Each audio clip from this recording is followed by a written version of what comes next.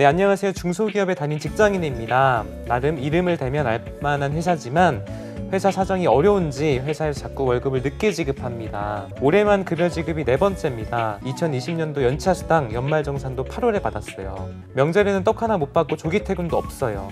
노동청에 신고 가능한가요? 혹시 신고자 색출하거나 하는 등 불이익은 없을까요? 그리고 월급을 늦게 지급하면 그만큼 지연이자를 지급해야 되는 건 아닌지 궁금한 게 많습니다. 네, 월급을 늦게 줘서 네. 좀 불만이고 걱정인 분의 사연이었어요.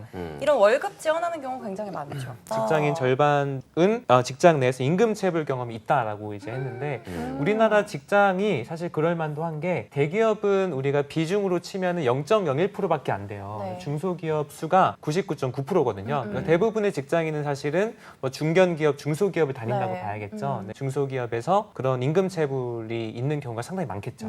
그래서 아마 최근에 좀 늘어나지 않았을까 생각이 들고 그래서 임금체불이 이렇게 하는 경우가 상당히 많다라고 좀 봐야겠네요. 체불 같은 경우에 물론 이제 법적으로 아까 말씀드렸던 뭐 민형사 조치를 취할 수도 있겠지만 그보다는 좀 간단하게 노동청에 좀 체불로 인한 진정을 해보시면 어떨까라고 많이 네. 그러니까. 네, 말씀을 드리죠. 노동청에. 네네. 이제 보통 이런 경우는 사장님들도 법 위반인 건 알고 있어요. 네. 임금을 안 주어서 나오는 문제는 알고 있는데 그럼에도 불구하고 작정하고 안 주는 분들 상당히 많거든요. 물론 못 주는 그쵸. 분들도 있으시고 네. 그래서 이제 사장님께 또는 인사팀에 꼭 얘기를 한번 하셔가지고 내부적으로는 빨리 달라고 해야 되고 이제 안 된다고 하면 법적인 절차를 좀 할 수밖에 없겠죠.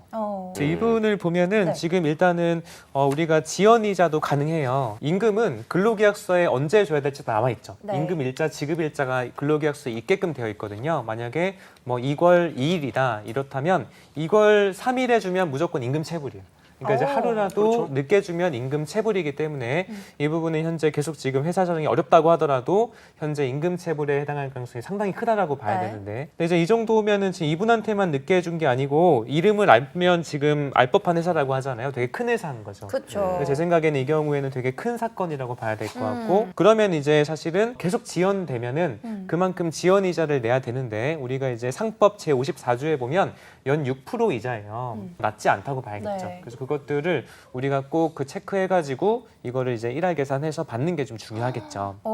그리고 이거를 이제 좀 소송으로 가면 노동청으로 가서 체불에 대한 인정을 받고 그 다음에 사업주가 체불임금을 지급을 하면 뭐 좋죠. 어쨌든 해결이 된 거라고 볼 수 있을 테니까. 근데 이 지연이자 얘기가 나와서 하는 얘기인데 네. 실무상 인정이 안 되는 경우들이 왕왕 있어요.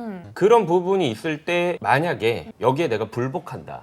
분명히 법에 지연 이자에 대한 부분이 있단 말이에요. 근로기준법 37조인가 뭐 할 때 있을 있어요. 거예요. 네, 거기에 이제 대통령령으로 보면 20%예요. 20%. 20%. 20%에 대한 부분을 소송으로도 청구를 할 수가 있고 그리고 정말 이 정도로까지 갔으면 제가 봤을 때는 이 사업주 측과 사이가 안 좋아. 안 좋아요. 맞아요. 그러니까. 사이가 안 좋아. 이럴 경우에는 정말 형사 고소도 생각을 할 수는 있어요. 어쨌든 이 근로기준법에 의한 임금 체불은 네. 처벌 규정을 두고 있단 말이에요. 여기에는 실형 규정도 두고 있고 물론 현실에서 실형까지 나오는 경우가 많지는 않지만 그래도 벌금에 대한 규정은 두고 있어요. 그래서 이것도 형사상으로도 문제를 삼으려면 삼을 수는 있습니다. 그렇죠. 법적인 방법은 있어요.